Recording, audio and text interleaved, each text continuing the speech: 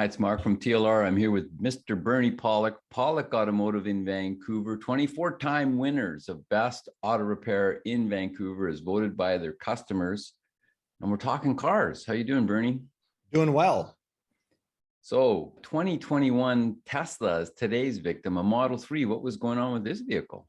Yeah, so the owner of this vehicle had driven it, hit a pothole fairly hard, and I guess the vehicle didn't quite feel right. So he took it to the dealer. They did an alignment and inspection, rebalanced the wheels, and he still didn't feel it was right. So he brought it to us for a second opinion.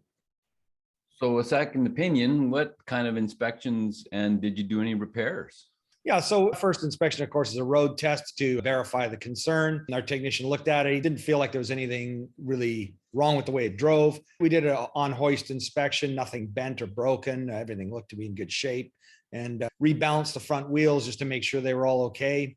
No issues found there either, no bent wheels or anything. So we basically just verified that we thought it was fine. The owner still didn't think it was right. And I drove it myself and I thought, there's nothing really noticeably wrong with it. So I think sometimes when you get in some kind of jarring situation, it feels like something's damaged or wrong, but it seemed like it was working fine. So how big of an issue are potholes when it comes to causing vehicle issues? Well, it can cause a lot of problems, especially if you have a vehicle with low profile tires. I had a Mercedes SL55, very low profile tires. I replaced at least 2 front tires that either myself or my wife just hit a pothole a little too hard. And there's look down, oh, there's a bulge in the tire. So, potholes, at the very least, they'll damage tires, they'll crack wheels. It's especially bad with a low profile tire. We've had a lot of wheels we've repaired for either being bent or cracked. So that's certainly a factor. Also, steering and suspension parts get bent or broken. So you really do want to avoid potholes. And I've just noticed there's been a lot of them. We're doing this podcast, it's mid-January. We've had some snow in Vancouver, a couple of weeks of pretty cold weather, a lot of rain, and there's a lot of potholes out. So you really got to be careful around the winter season. There's places, in Canada, I think Montreal, that's like legendary pothole growth over the winter time. So you got to be careful and really do avoid them. So Tesla's pretty newer vehicles, really, even though they've been around since 2012. What kind of repairs and services do you currently offer? And I think you guys are certified in electric vehicle repairs. Is that right?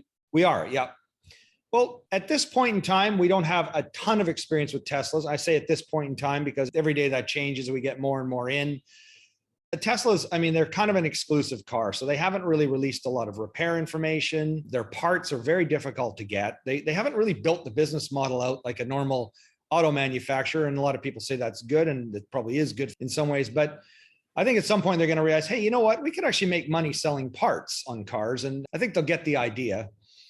By the way, we're looking at our Tesla Model 3 that we worked on. So we're looking to offer as much service as we can on them. And now, as they've gotten older, of course, warranties are disappearing in a lot of them. So there'll be a lot more work and service we can do.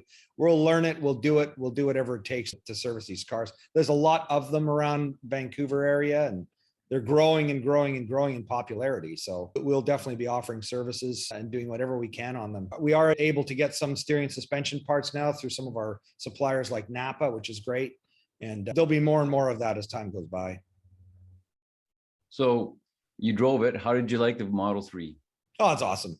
It's such a zippy car. You put the pedal down and this thing just moves. It's pretty cool. It's a pretty neat car, but it does take some getting used to. The key, it's like as thin as a credit card. Just hold it up near the door pillar. You can open the door, hop in. It's kind of weird getting used to how the car works. It's so electronic compared to everything else. There isn't even like really a start button. It's just kind of a little different, but once you get used to it, it's pretty cool. It's neat. Yeah, very, very electronic, that's for sure. So if you're looking for service for your EV, any make or model in Vancouver, one of the few places that's actually services all makes and models of electric vehicles in Vancouver are Pawlik Automotive, and they're certified in it. They're trained in it. They know what they're doing. You can reach them at their website, pawlikautomotive.com. You can book online there, or you can call them 604-327-7112 to book your appointment. You have to call and book ahead. They're busy. And of course, this is just in Vancouver, British Columbia, Canada. So we want to thank you for watching. We really appreciate it. And thank you, Bernie. Thank you, Mark. Thanks for watching. Thanks for listening.